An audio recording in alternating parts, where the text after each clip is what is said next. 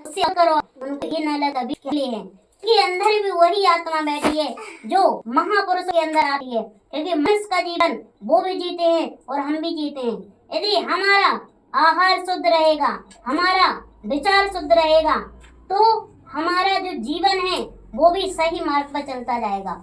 इस जीवन को अच्छी तरह से सही दिशा में लाने के लिए परमहंस युवराज श्री शक्तिपुंज जी महाराज जी ने 5 क्रियाएं दी हैं। उन्होंने कहा यदि 5 क्रियाएं जो भी सदस्य अपने जीवन में अपनाता है तो निश्चित ही उसका जीवन सफल होता जाता है।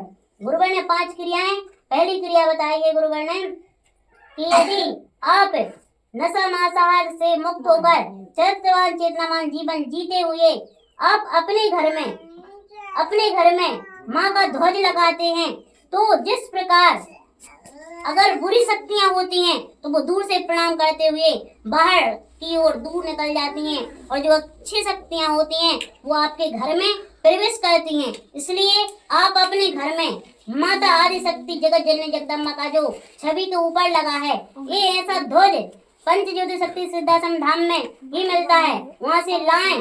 और जो टीम प्रमुख भैया होते हैं उनके पास भी ध्वज सामग्री मिल जाती हैं, तो उनसे ध्वज लेके अपने घरों में ध्वज अवश्य लगाएं, ताकि जिनकी बुरी विचारधारा होती है, तो बुरी शक्तियां होती हैं, वो हमारे घर से दूर भाग जाएं।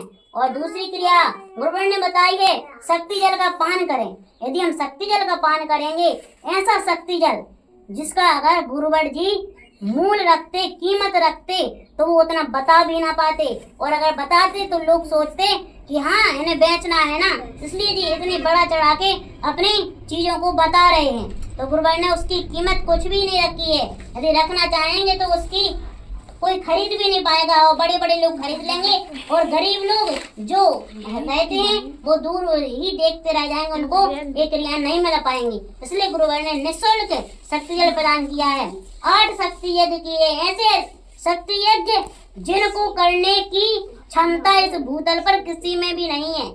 ऐसे शक्ति यज्ञों से उन्होंने शक्ति जल को प्राप्त किया है माँ के आशीर्वाद स्वरूप। तो उस शक्ति जल का पान डेली करें, सुबह शाम करें, उससे हमारे जीवन में सही विचारधारा आती है और हमारा जीवन सुख शांति में होता है। और माथे पर कुमकुम का तिलक लगाएं, क्योंकि जो हमारा आज्ञा चक्र होता है, माताएं बहनें जहाँ बिंदी कुमकुम लगाती हैं, वहाँ पर हमारा कुमकुम का तिलक हमेशा रहना चाहिए, क्योंकि जब बुरी शक्ति या जो भी होता है, कोई भूत बाधा विद्या होती है, उसी आज्ञा चक्र के माध्यम से ही प्रवेश करती है। तो गुरुवर ने कहा कि मस्तक आपका हमेशा ढका होना चाहिए, और आपके गले में रक्षा कवच गुरुवर ने दिया है। जिस प्रकार घर में ध्वज लगा लेते हैं तो बुरी शक्तियां भाग जाती हैं, उसी प्रकार हमारे गले में यदि रक्षा कवच रहता है, तो जितने भी समाज में कुरीतियां रहती हैं, बुरे विचार मानसिकता के लोग रहते हैं, बुरा सोचते हैं, तो इन सब की बुरी शक्ति हमारे रक्षा कवच से टकराते हुए दूर निकल जाती है। तो हमेशा अपने गले में रक्षा कवच डालकर रखें। और गुरुवर ने 5वीं क्रिया बताई है गुरुवार का व्रत। जिस प्रकार सभी नदियों में महानदी गंगा श्रेष्ठ है, उसी प्रकार सभी व्रतों में गुरुवार का व्रत श्रेष्ठ बताया गया है। वो अप्रत्यक्ष रूप से माता आदि शक्ति जगत जननी जगदम्बा का व्रत है, और उस व्रत को करते हैं गुरु का व्रत माना जाता है। यदि हमारे जीवन का ग्रह गुरु ग्रह यदि सर्वश्रेष्ठ रहता है, तो सभी ग्रह हमारे श्रेष्ठ रहते हैं। इसलिए गुरुवर ने गुरुवार का व्रत बताया है कि सभी व्रतों का फल आपको गुरुवार के व्रत में मिलेगा। तो सभी व्रत यदि आप रहना चाहें और कुछ तो रह सकते हैं, लेकिन यदि ना भी रहेंगे, सिर्फ गुरुवार का व्रत रहेंगे, तो आपको सभी व्रतों का फल अवश्य मिलेगा। तो ऐसी गुरुवार की जो विचार पावन गंगा की तरह जो धाराएं गुरुवर ने बताई हैं, 5 क्रियाएं, इन 5 क्रियाओं को अपनाते हुए यदि आप चलेंगे तो निश्चित ही आपका जीवन सुख शांति और समृद्धिमय होगा। गुरुवर चाहते हैं कि जैसे हम हैं वैसे हमारे चेतन अंशों की तरह आप लोग चलें, क्योंकि आप लोगों के अंदर भी वही आत्मा बैठी है। और जैसा गुरुवर ने भी कई बार चिंतन में कहा है, हमारे संगठन के कार्यकर्ता ऐसा करते हैं कि जैसे हम हैं वैसे अपने दूसरे को बनाना चाहते हैं। वो एक कभी नहीं चाहते।